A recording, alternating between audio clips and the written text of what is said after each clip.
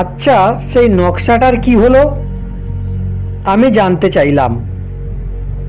লামাজি বললেন, আমার জানা নেই।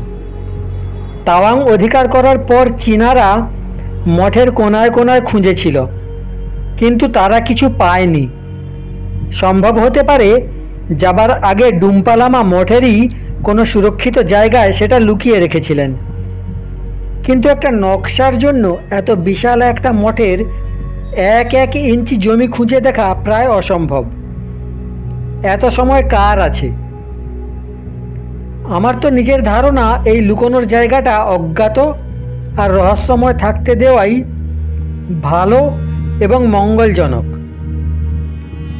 তিনি আরও বললেন, জেনে রেখো, সৃষ্টির বিস্তার অসীম, আর সেই অসীম বিস্তারের মধ্যে পৃথিবী একটা অনন্তময় রহস্যময় লোক।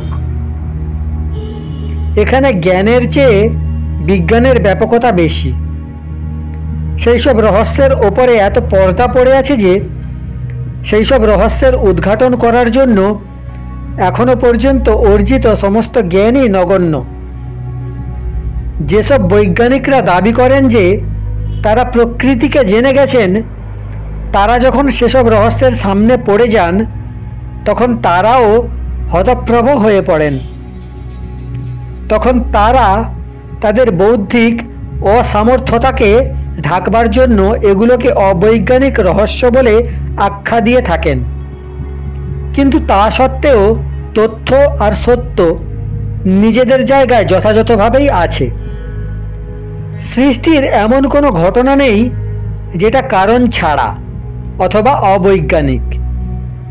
এটা অন্য কথা যে ভৌতিক বিজ্ঞান সেই রহস্যময় ক্ষেত্রে পৌঁছে অবিজ্ঞানের সূত্রের খোঁজ করতে এখনো পর্যন্ত অসমর্থ। যদি বাস্তবে দেখা যায় তবে ভূহীন আর বায়ুশূন্য জায়গায় মানুষের এবং বস্তুর অদৃশ্য হয়ে যাওয়ার ঘটনার ক্রম প্রায় 200 বছর ধরেই চলে আসছে। যেটুকু জানা যায়, এই বিশ্বে সাংগ্রিলা আর তার মতো ঘাঁটিগুলো ছাড়াও আরও বেশ কয়েকটা জায়গা আছে যেগুলো ভূহীনতা এবং বায়ুশূন্যতায় প্রভাবিত চতুর্থ আয়ামের অন্তর্ভুক্ত। সেসব জায়গায় যে বা যারা গেছে তারাই বরাবরের মতো অদৃশ্য হয়ে গেছে। আজ পর্যন্ত তাদের কোনো হদিশই পাওয়া যায়নি। বৈজ্ঞানিকরা আপ্রাণ চেষ্টা করেছেন এর কারণ খুঁজতে, কিন্তু সফলতা মেলেনি।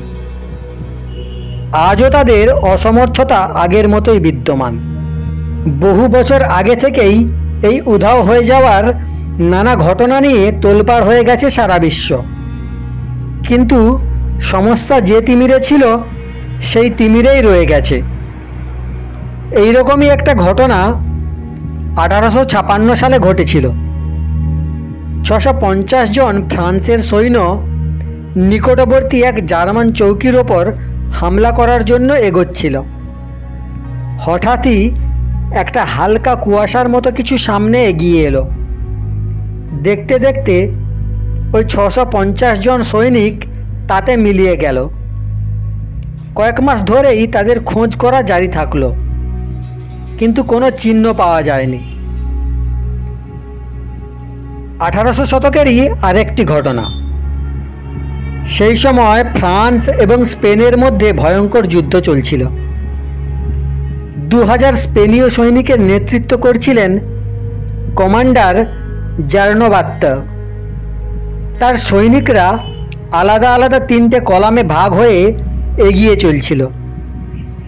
একটা জায়গায় আসতেই 2টি কলামের 1500 সৈনিক পলকের মধ্যে শূন্যে মিলিয়ে গেল।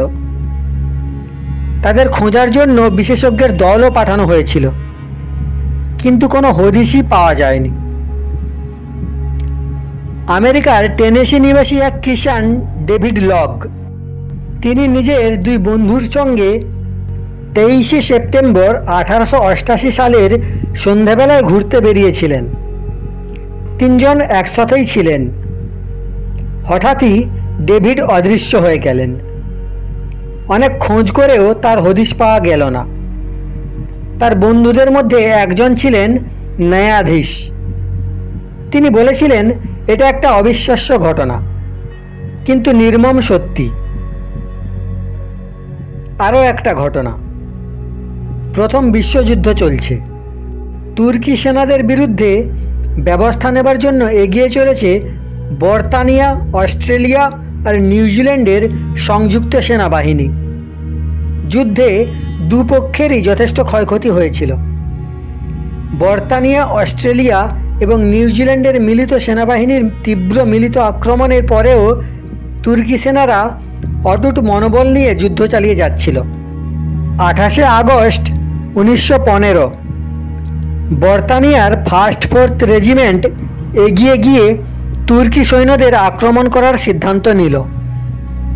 যখন বর্তানিয়া রেজিমেন্ট পজিশন নিয়ে ভোরবেলায় এগোতে শুরু করলো, তখন আকাশ পরিষ্কার ছিল, কিন্তু হঠাৎই পশ্চিম দিক থেকে ঘন কালো মেঘ এসে ঠিক যেখানে তুর্কি সেনারা ফায়ারিং করছিল সেই জায়গার ওপর ছেয়ে গেল।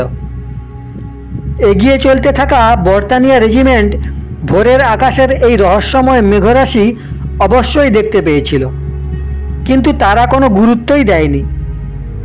কিন্তু যখনই বর্তানিয়া রেজিমেন্ট তুর্কি সেনাদের কাছাকাছি পৌঁছে গেল, আকাশের সেই ঘন মেঘ নিচে নেমে আসতে লাগলো। দেখতে দেখতে বর্তানিয়ার সেই 4000 সৈনিক ঘন কালো মেঘের আড়ালে চলে গেল।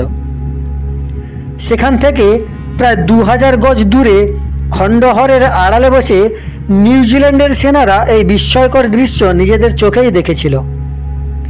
একবার নিচে নেমে আসার পর ওই রহস্যময় মেঘ আবার উপরে উঠে গেল। তখন সেই 4000 বর্তানিয়ার সৈনিকের আর কোনো চিহ্নই রইল না। খণ্ডহরের মধ্যে লুকিয়ে থাকা নিউজিল্যান্ডের সৈনিকদের চোখের সামনে বর্তানিয়ার 4000 সৈনিককে বিলীন করে দিয়ে ওই রহস্যময় মেঘ তীব্র গতিতে বুলগেরিয়ার দিকে গিয়ে মিলিয়ে গেল। এই রহস্যময় মেঘ ওই ভোরের আকাশে কোথার থেকে এসেছিল আর কোথায় গেল, 4000 সৈনিকেরই বা কী হলো, এর কোনো সমাধান কিন্তু আজও করা যায়নি। প্রথম মহাযুদ্ধের সময় এবং তারপরেও বর্তানিয়ান সরকার নিজেদের নিখোঁজ সৈনিকদের খুঁজে বার করার জন্য সরকারি স্তরে, সেনা স্তরে সব রকমের চেষ্টা চালিয়েছিল, কিন্তু হতাশা ছাড়া আর কিছুই পাওয়া যায়নি। বায়ু শূন্যতাতে অদৃশ্য হয়ে যাওয়ার এমন অনেক রোমাঞ্চকর ঘটনা রয়েছে। কোটি কোটি প্রণাম জানাই সমস্ত মানব আত্মাকে। পরের অংশ শুনতে চাইলে চ্যানেলটি সাবস্ক্রাইব করে রাখতে পারেন।